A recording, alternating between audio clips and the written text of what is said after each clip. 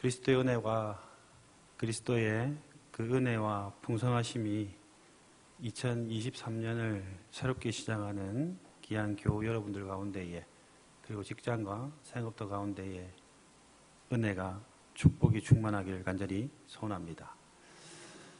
오늘이 제가 부임하고 첫 설교라고 하네요. 맞죠?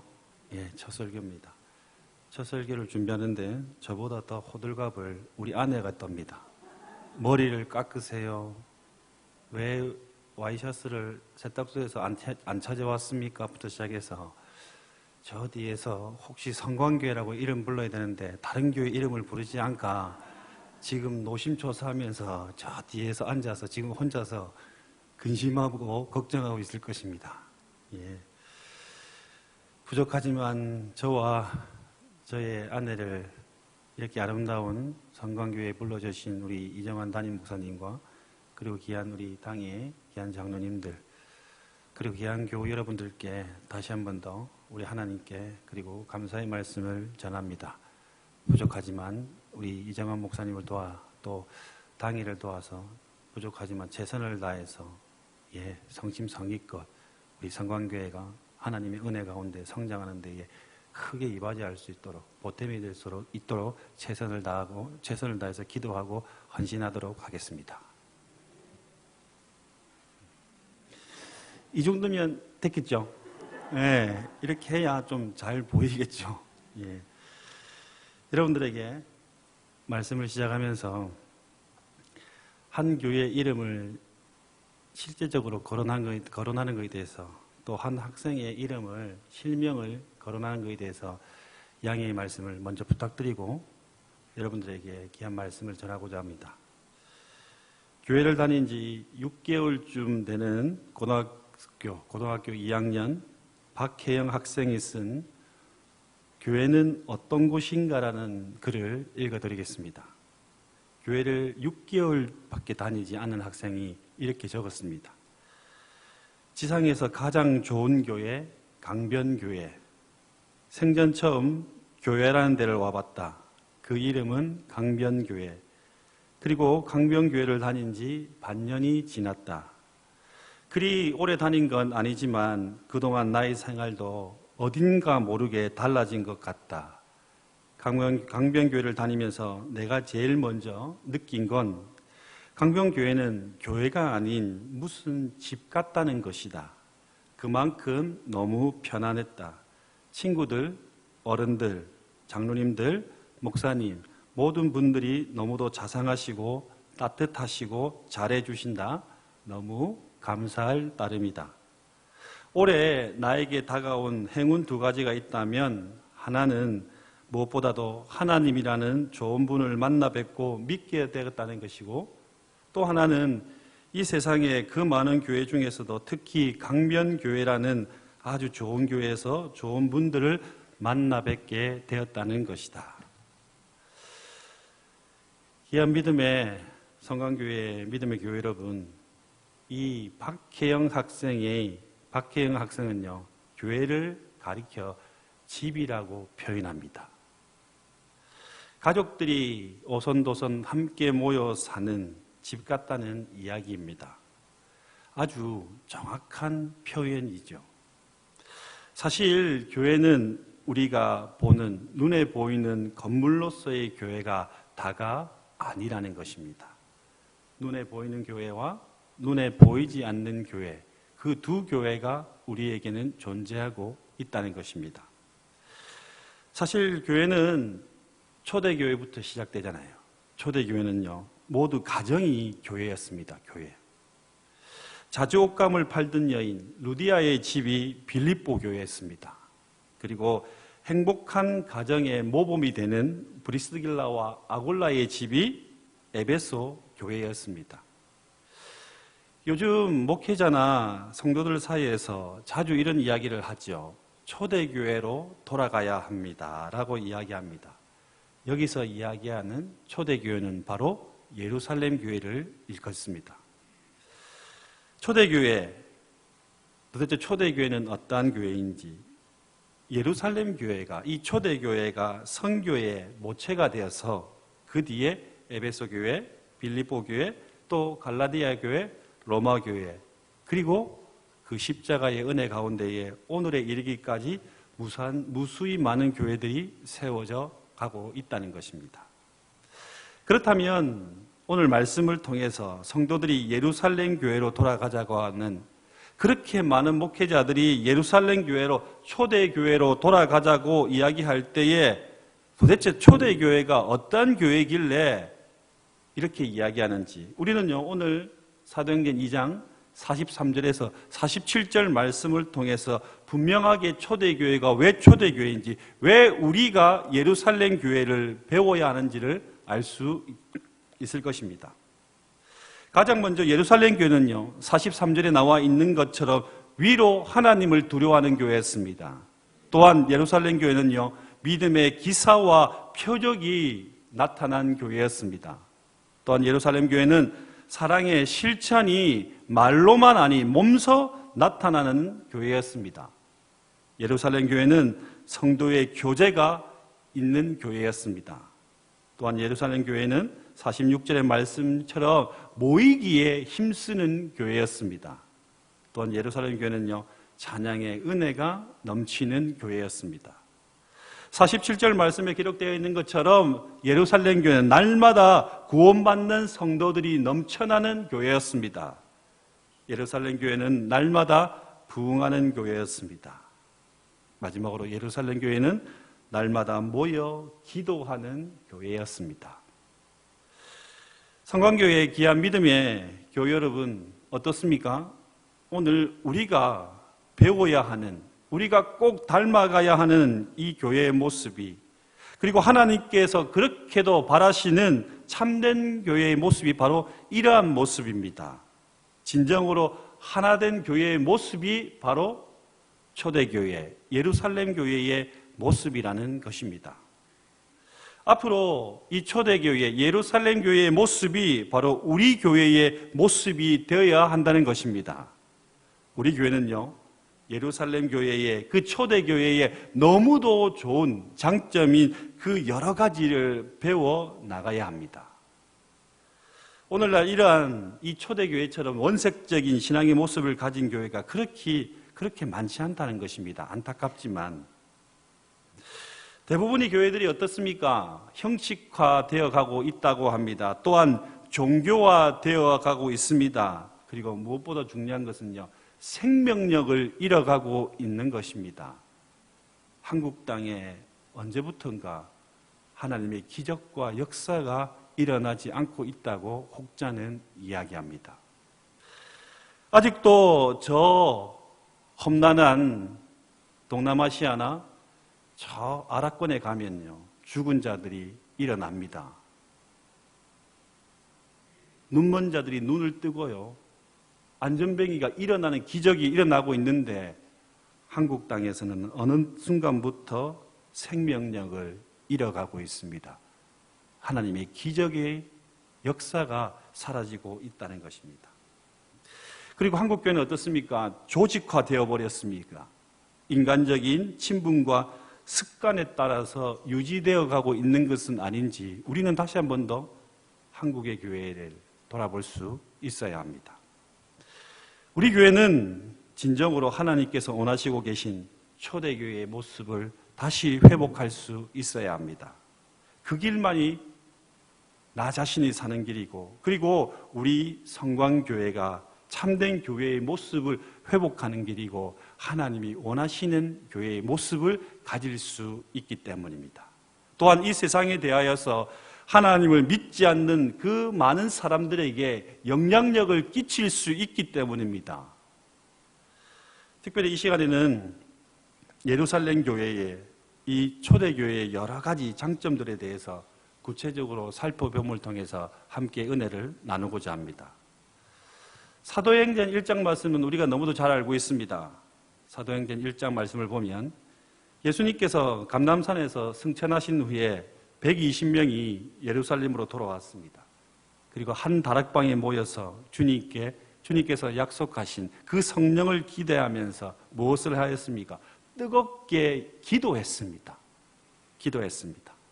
이것이 교회의, 예루살렘 교회의 시작이 되었던 것입니다. 열흘 동안의 뜨거운 기도는 어떠한 역사가 일어났습니까? 성령 강림이라는, 성령 충만이라는 그 역사하심이 나타나고 말았습니다. 그 역사하심을 통해서 300명이, 500명이 하루아침에 회개하고 하나님께로 돌아오는 예수님을 믿는 기적적인 대부흥 운동이 눈앞에서 벌어지고 있었던 것입니다. 그들은 진정한 사랑의 공동체를 또한 이루면서 살았습니다. 그런데 은혜가 충만한 곳에 또 무엇이 있습니까? 험난한 난관이 주어집니다. 때를 같이 해서 강한 핍박 또한 어떻게 했습니까? 일어나고 말았습니다. 그 핍박 속에 스데반 집사는요, 무리가 던지는, 같은 동족이 던지는 그 돌에 맞아 순교했습니다.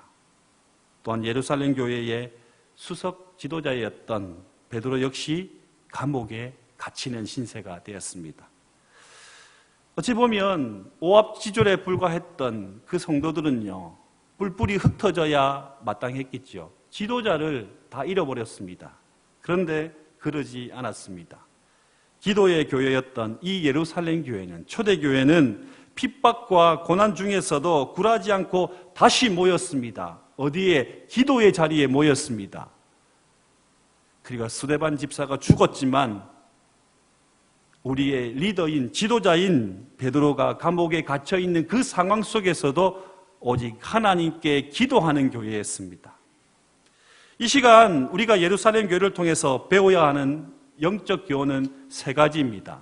저는 이 세 가지를 통해서 여러분들과 오늘 깊은 영적 은혜를 나누고자 합니다.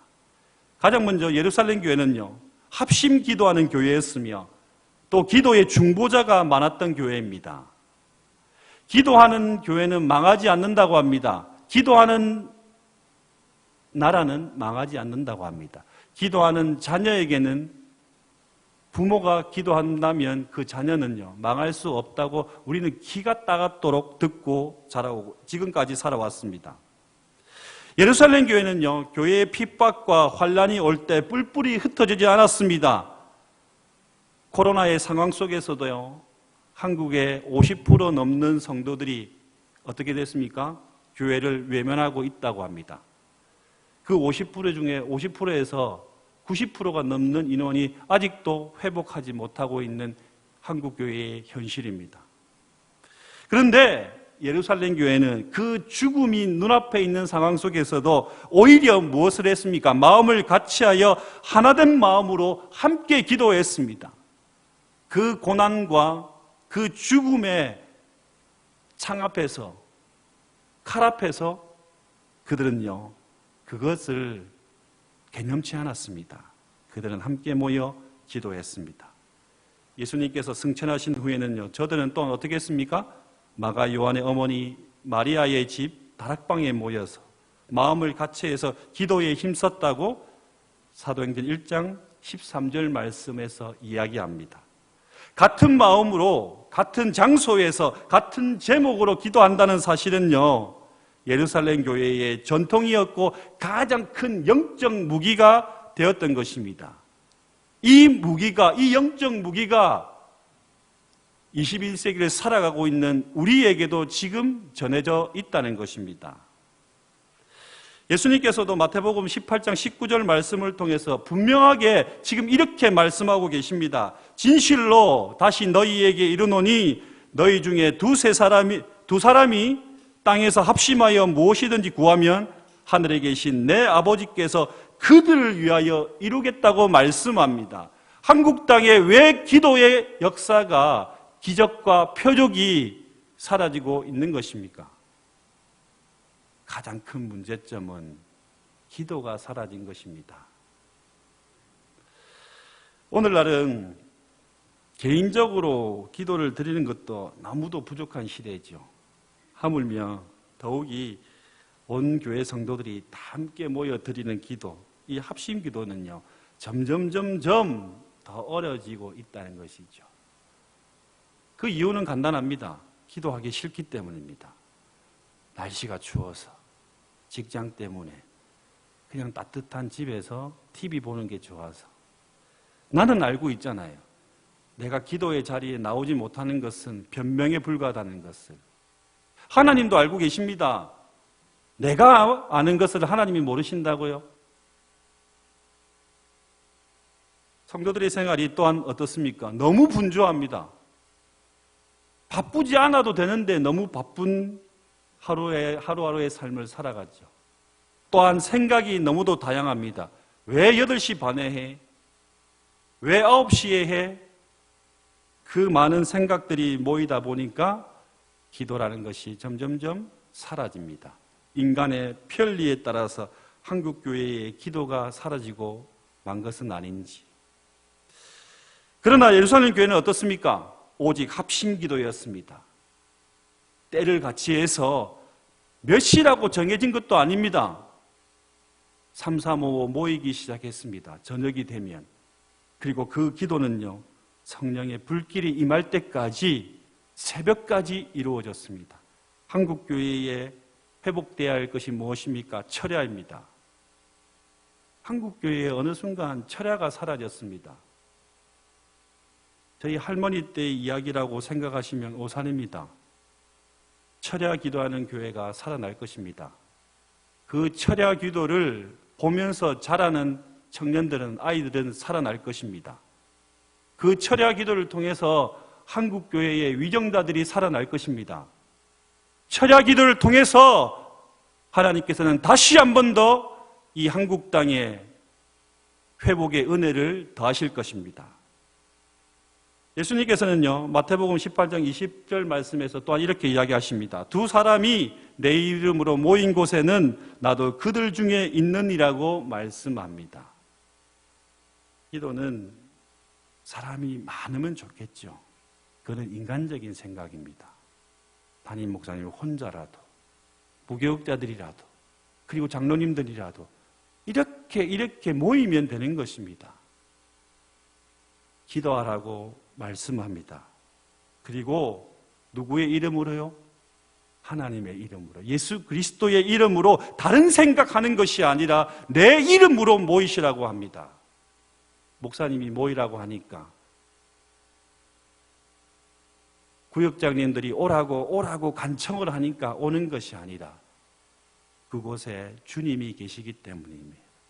그곳에서 주님의 이름을 부르라고 하시기 때문에 우리는 나와서 주님의 이름을 부르면 되는 것입니다. 예루살렘 교회가 당시 너무도 힘든 핍박과 환난 속에서도 든든히 세워져 나갈 수 있었던 분명한 이유는 바로 온 성도들이 함께 모여 합심 기도를 드린 결과입니다. 우리 교회가 지금 필요한 것은 무엇입니까? 바로 기도하는 사람입니다. 중보 기도자가 절실하게 필요합니다. 오늘 새벽 너무도 추웠죠.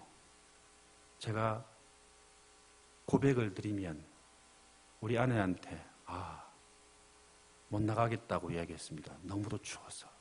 근데 부끄럽지만 우리 아내는 준비하는데 이 목사가 자고 있으니까 면이 안 쓰잖아요. 그래서 어떻게 해요? 벌떡 일어나가서 준비를 하고 하는데 이곳에는 벌써 한 20, 30분 분들이 이 추운 날씨 가운데에 대해서 기도를 하고 계십니다. 그리고 제가 깨달았습니다. 한국 교회는, 그리고 우리 성광교회는 망하지 않는다는 것입니다. 이 추운 날씨 가운데서도 가장 추웠다고 하는 오늘도 기도하는 기도의 중보자가 있기 때문입니다.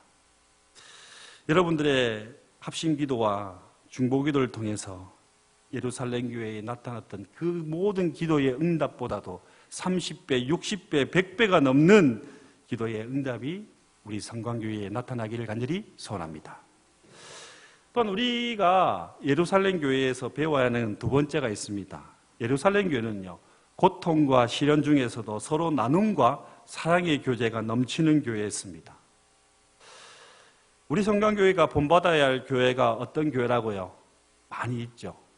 요즘 한국 땅에 제가 봐도 참 아름다운 모습으로, 건전한 모습으로, 초대교회의 모습이 이런 모습이 아닐까라고 할 정도로 아름다운 교회들이 많이 나타나고 있습니다.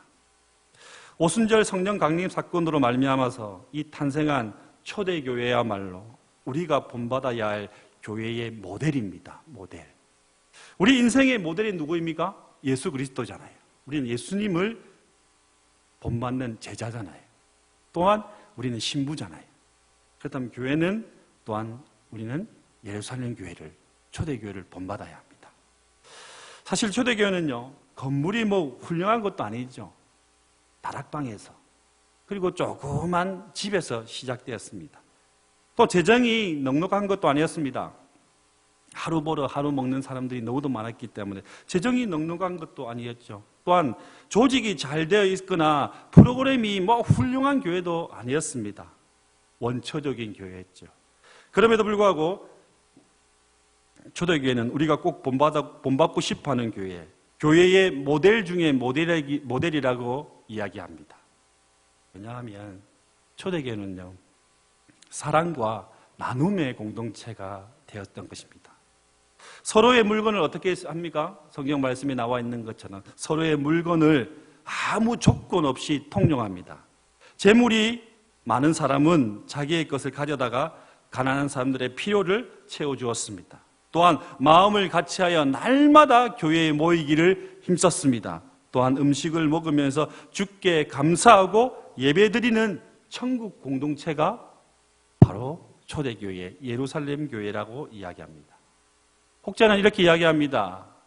이 초대교회는 그 당시만 존재했지 오늘 살아가고 있는 이 시대에는 존재할 수 없는 교회가 초대교회라고 이야기한다고 합니다. 잠시 기러기 때 사진을 한번 볼까요? 예, 영상을 하나만, 그림 하나만. 보이시죠? 기러기입니다. 기러기. 기러기들이 지금 V자를 만들면서 날아갑니다. 예.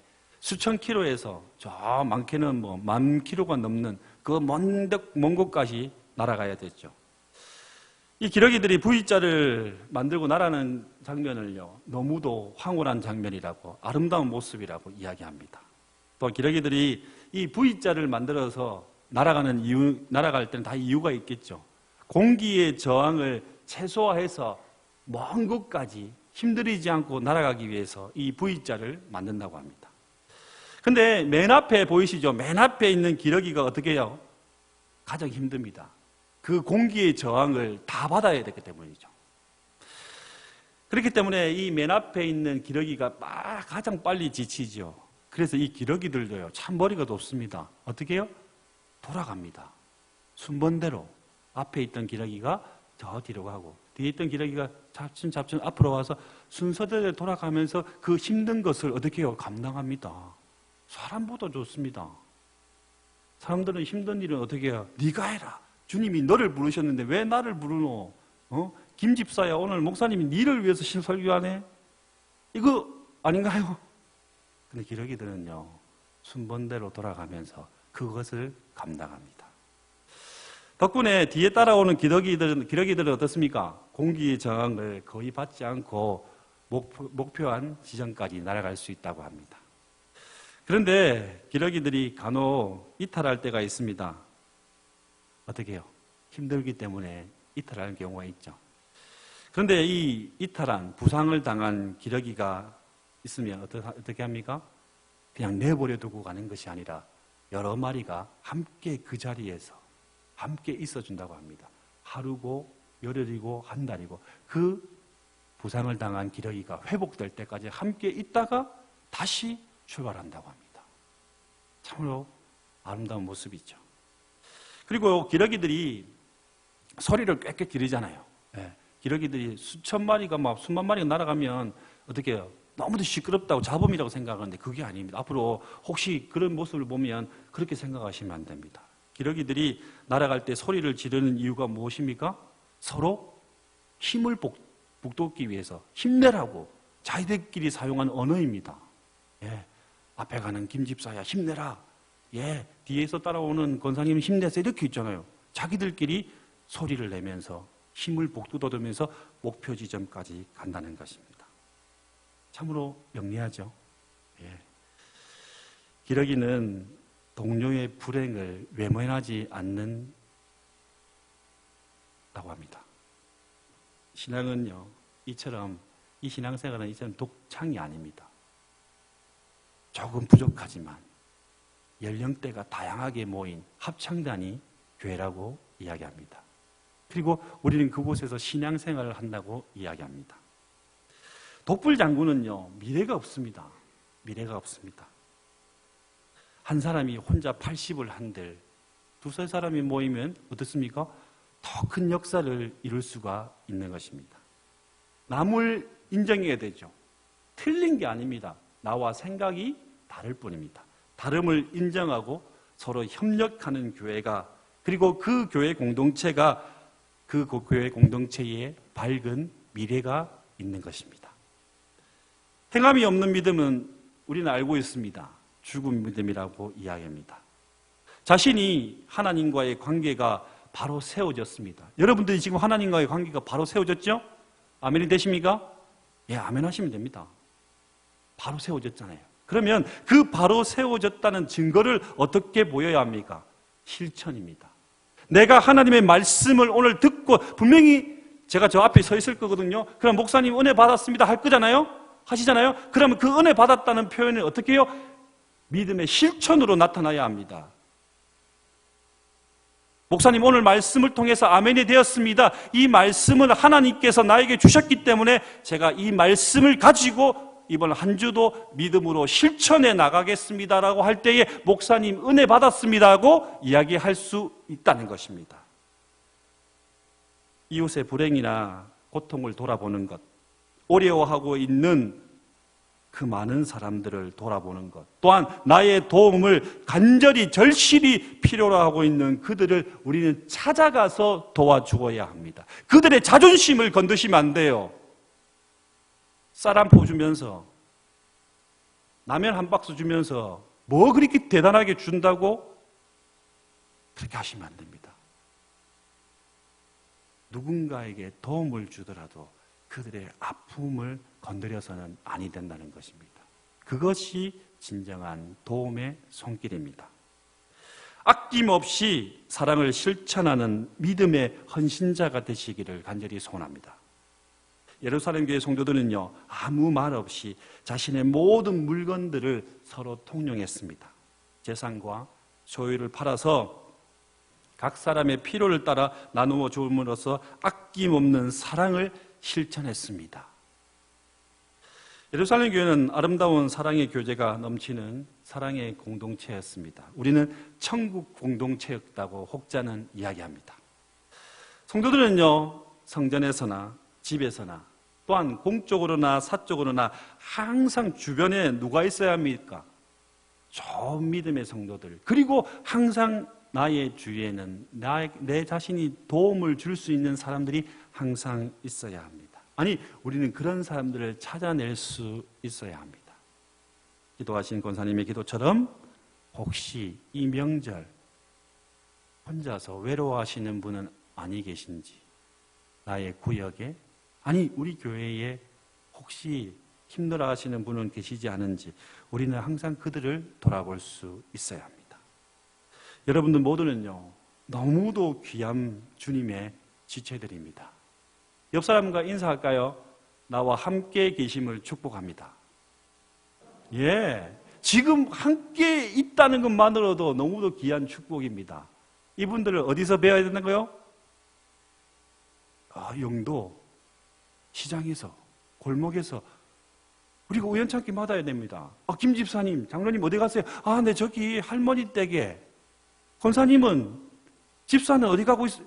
이렇게 우리는 오른손이 하는 일을 왼손이 모를 정도로 나 자신이 할 수 있는 믿음의 분량을 가지고 찾아 나서서 믿음을 실천할 수 있어야 합니다. 그럼을 통해서 하나님이 원하시는 완전한 교회의 모습, 초대의 규모 교회의 모습, 예루살렘 교회의 모습을 여러분들이 만들어 가시기를 소원합니다. 마지막으로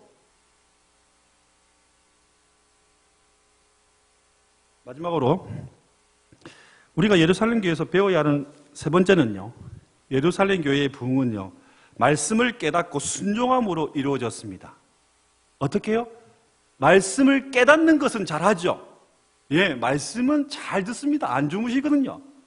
근데 뭔 마음을 갖고 계신지는 모르겠는데 말씀은 잘 들어요. 그런데 교회에 딱 나가는 순간 어떻게 해요? 이 순종이 안 돼요. 맞죠? 네, 반응이 없으면 별로 설교 재미없는데 순종이 안 됩니다. 네. 머리는 참 이게 잘 깨닫거든요. 오늘 목사님의 설교, 요즘에 이정환 목사님, 우리 담임 목사님 설교 너무 은혜롭고 우리 아내는요 너무 자랑합니다. 남편이 목사인데도 남편 목사 설교는 자랑 안 하고 이정환 목사님 설교만 자랑합니다. 근데 거기에서 끝나는 것이 아니라 깨달았다면 이제 중요한 것은 이것입니다. 순종하셔야 합니다. 그 말씀대로 삶을 살아가야 한다는 것입니다. 누가복음 10장 25절에서 37절 말씀에는요, 자비를 베푼 선한 사마리아인이 아닙니다. 선한은 없습니다. 사마리아 사람이 나오죠. 자비를 베푼 사마리아 사람이 나옵니다. 우리가 너무도 잘 알고 있는 이야기입니다.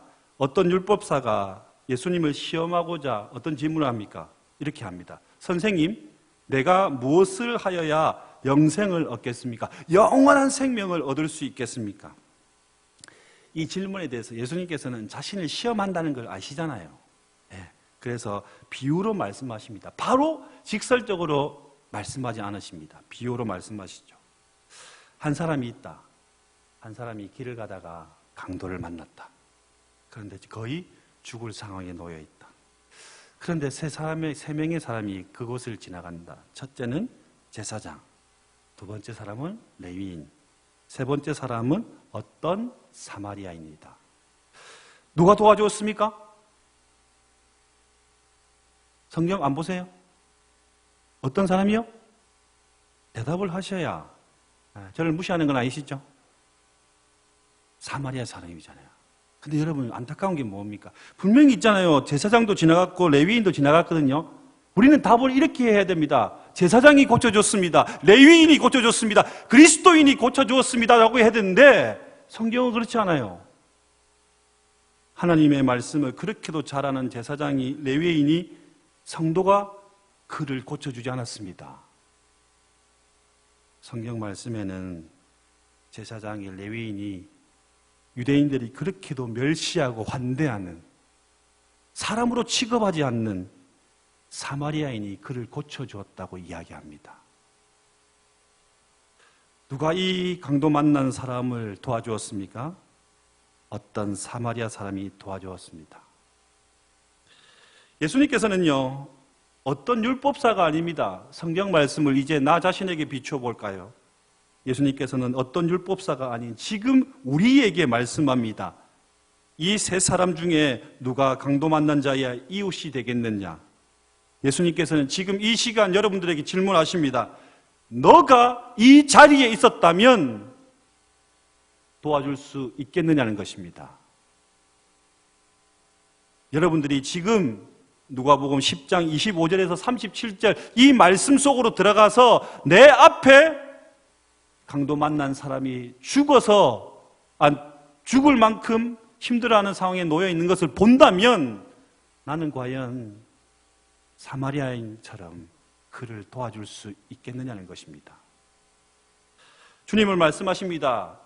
어떻게 해요? 가서 너도 이와 같이 하라고 말씀합니다. 여러분들이 꿈꾸는 교회의 부흥은 무엇입니까? 이 850석이 다 차는 것이 여러분들이 꿈꾸는 교회입니까? 초대교회의 부흥은요, 사람의 수에, 재정에, 프로그램에, 외모에 있지 않았습니다. 성경 말씀에 자주 이런 말씀이 나옵니다. 힘쓰다라는 말이 자주 나옵니다. 힘쓰다. 이 힘쓰다라는 헬라어 단어의 원뜻은요, 종처럼 수종들다입니다. 종처럼 수종들다. 초대교회 성도들은요, 사도들의 가르침에, 사도들의 말씀의 가르침을 주인이 종에게 이야기하는 것으로 받아들였습니다. 그래서 서로 교제하고 떡을 떼며 기도하며 받은 은혜의 말씀을 직접 몸소 실천하는 것을요, 어떻게 해요? 종이 주인의 말씀을 섬기는 것처럼 했다는 것입니다. 지금 우리의 영원한 주인이신 하나님께서, 예수 그리스도께서 종에 불과한 우리에게 말씀하시는데 우리는 머리를 빳빳이 들고 주인님 말씀해 보십시오. 제가 할 수 있으면 해보고 안 되면 어떻게 하겠습니까? 라고 듣고 계십니까? 잠언 29장 18절 말씀에는 이렇게 기록되어 있죠. 묵시가 없으면 백성이 방자히 행하거니와 율법을 지키는 자는 복이 있다고 말씀합니다. 여기서 묵시가 무엇입니까? 말씀이죠. 하나님의 말씀입니다. 또한 방자히 행한다는 것은 방자하다는 것은요, 구속 상태를 벗어난다는 것입니다. 구속 상태를 벗어난다는 뜻이 무엇입니까? 나는 죄인이 아니라는 것입니다. 이제 얼마나 인간들이 교만하면 방자히 행하겠습니까? 예수 그리스도를 통해서 구속의 상태까지 넣어줌을 통해서 천국을 우리에게 주시고자 하는 그 하나님의 은혜를 망각한 채, 자신의 신분을 망각한 채 어떻게 해요? 하나님을 등지려고 하고 있는 것은 아닌지. 초대교회 성도들은요, 사도들의 가르침인 하나님의 말씀을 통해 자신의 위치를 분명히 깨달았습니다. 아, 나는 하나님의 말씀 앞에 종에 불과한 존재이다. 그 말씀에 나는 납작 엎드릴 수밖에 없다는 것입니다. 그 결과 나 자신을 위해 쌓아둔 재물도, 나 자신의 시간이라고 생각했던 사람들도, 또 자기 자신이 최고라고 자존심으로 살아왔던 그 많은 사람들도요, 그 모든 자아가 하루아침에 무너질 수밖에 없었습니다. 그렇기에 그들은요, 자신의 재물을 팔아 떡을 나눌 수 있었고, 서로 통용할 수 있었고, 사랑을 실천할 수 있었습니다. 또한 시간을 내어서 나보다 조금 더 힘든, 아파하고 있는, 병들어하고 있는 그 사람들을 찾아 교제할 수 있었습니다. 그리고 시간을 내어서, 아니요, 매일 같은 시간에 하나님 전에 나와 예배할 수 있다는 것, 기도할 수 있다는 것을 감사함으로 여겼던 사람들입니다. 우리에게는 왜 능력이 없습니까? 이 한국 땅에 왜 점점점 왜 하나님의 기사와 표적이 사라지고 있는 것입니까? 우리도 너무도 잘 알고 있습니다. 말씀을 통한, 말씀을 깨닫기는 했는데 그 깨달은 말씀이 내 삶으로, 우리의 삶으로 진실된 순종으로 나타나지 않는다는 것입니다. 사도행전 2장 47절 말씀을 볼까요? 다 함께 읽었으면 좋겠습니다. 사도행전 2장 47절 말씀. 온 백성에게 칭송을 받으니 주께서 구원받는 사람을 날마다 더하게 하시니라. 여기서 칭송이라는 단어는요, 이 예루살렘 교회 성도들이, 초대교회 성도들이요, 만들어낸 것이 아닙니다. 그 초대교회에, 예루살렘 교회에 다니지 않았던 밖에 있던 사람들이, 전혀 예수를 모르던 사람들이 도대체 저곳은 뭐 하는 곳이길래 사람들이 저곳에만 가면 기쁨이 넘치고 자기 시간을 내고 물질을 내고 왜 사랑을 못 베풀어서 안달이 난 것처럼 보이지? 하루가 지나고 이틀이 지나고 한 달이 지나고 보니까, 아, 저곳이 교회란다. 저것이 성광교회란다. 저 사람들 약간 또라이들 아니야? 왜 자기 것을 남에게 줘? 왜 시간을 내어서 저렇게 모여서 좋은 일을 해? 하루가 지나고 한 달이 지나고 1년이 지났는데 드디어 사람들이 깨달았습니다. 아, 저들이 믿는 사람이 예수란다. 하나님이란다. 그리고 어떻게 해요? 그들이 그 공동체를 칭송하게 되었습니다. 애써서 우리 전도할 필요 없습니다. 애써서 복음을 전할 필요가 없습니다. 어떻게 해요?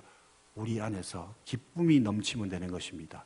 우리 안에서 담임 목사님을 중심으로 해서, 우리 당회를 중심으로 해서 우리가 행복하고 기도의 응답이 넘칠 때에 이 사랑의 공동체가 이제 외부로 퍼져나가는 것입니다. 그것이 전도입니다.